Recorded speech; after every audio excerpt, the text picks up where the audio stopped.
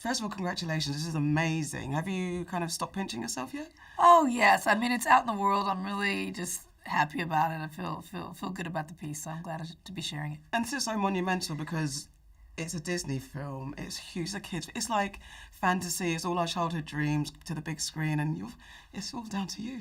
Like, yeah. How are you feeling? Like, I feel good about it. You know, this is a film that we designed for kids 7 to 14, so it's really for young people, and it includes all the things that I really care about in terms of the messages of my movie about treating everyone with, justice and equality and being kind to one another and pushing for change so that everyone can just live better and be included in spaces where we've long been absent. So all of that is in this film, and it's being said in a way that kids can understand it, planting seeds in the fertile ground of a child's mind. That really comes through, that the inspiration and having children look at themselves and be confident in who they are. And are you speaking to yourself at all in this film?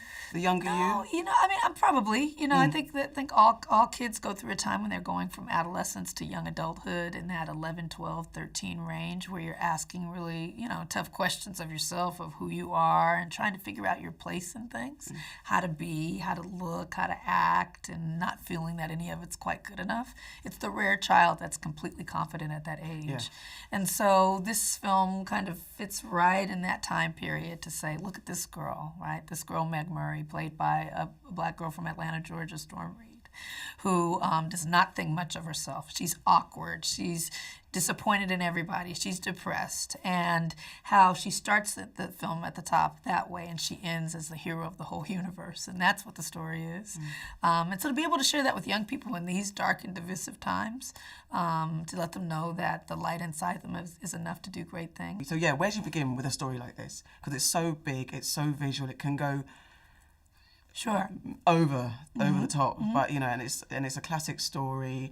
You've got to stay true to the story. It's true to the fans of the story, but also bring it to a modern time where you have got kids that aren't really into the classic. Well, they've got modern things to kind of get them distracted. So how did you manage to combine all of that? There's a lot of pressure as well. Sure. It was adapted by Jennifer Lee. She's the woman who did Frozen. And so she took the book, a book that she'd loved since she was a girl, and she picked the things out as a super fan of it that she thought were the most important.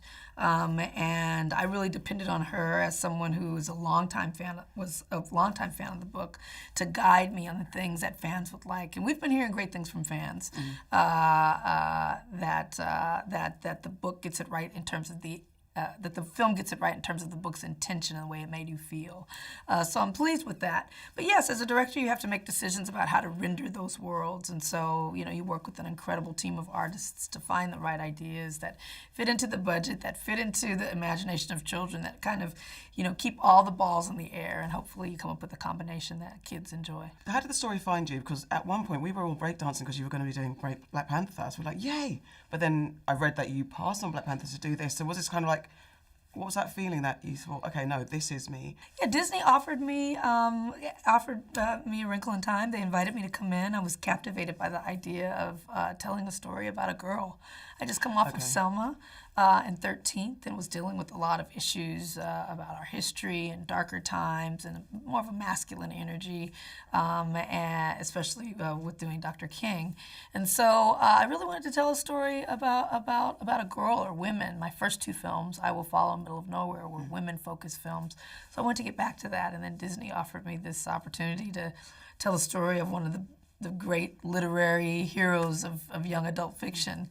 And so I jumped at the chance, especially when they said I could make her a black girl. I mean, it seems obvious, knowing you, your legacy, and how the things that you speak about, that you would cast a black girl. But were you even nervous about saying, I'm going to change this up? It's not just casting a black girl, it's a multiracial narrative, and with characters like Oprah and Mindy Kaling, having those people in such a prominent position. I've got a daughter who we go to watch films when she was a child, and it's been a lack.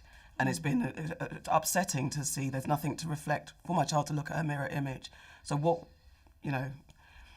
why did you do this? I know it's obvious, but why? What really was that driving force? Yeah, I think one of the things that's really beautiful is, I know here in Britain there were issues when There was a rendering of Harry Potter Yes. with a character that had traditionally been Caucasian in the book that was being played by a black woman. Yeah.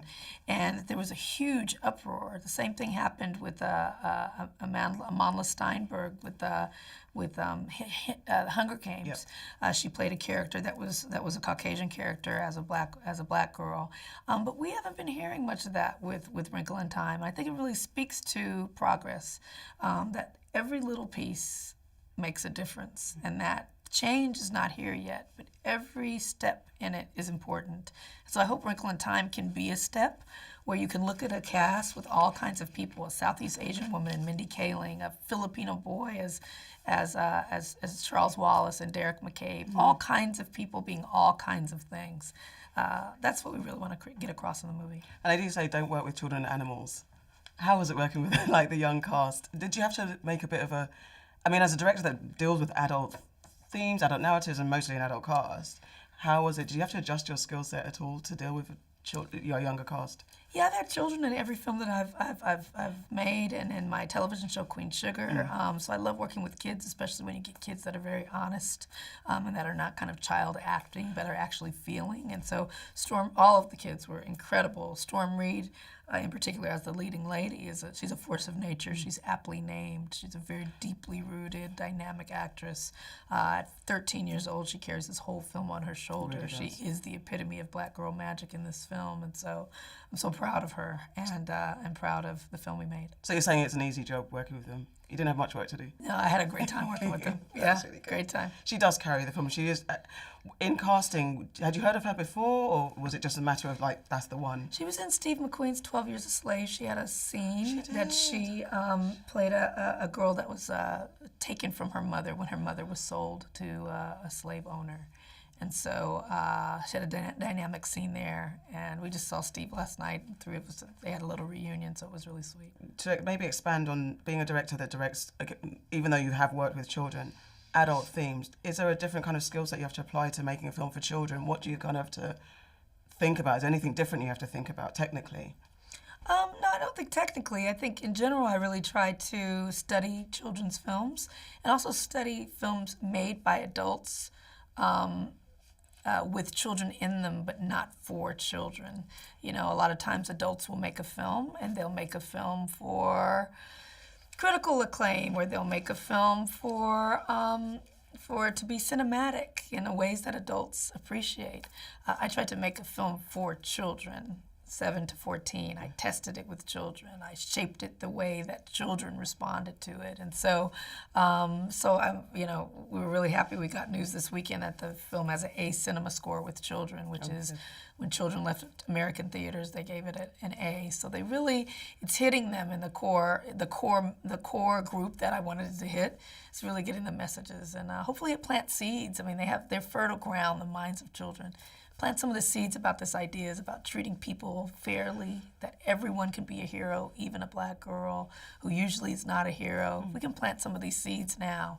I think they'll blossom into beautiful things. And finally, thank you, if there was a children's film you could get your hands on, or a children's book that you could get your hands on, what would it be? Oh gosh, I think I've done my children's remake. Really? Yeah. No, this is my offering to young people, and We want more. I'm happy to have it in the world. Well, thank you so much. It's much appreciated. I love the you. film. Thank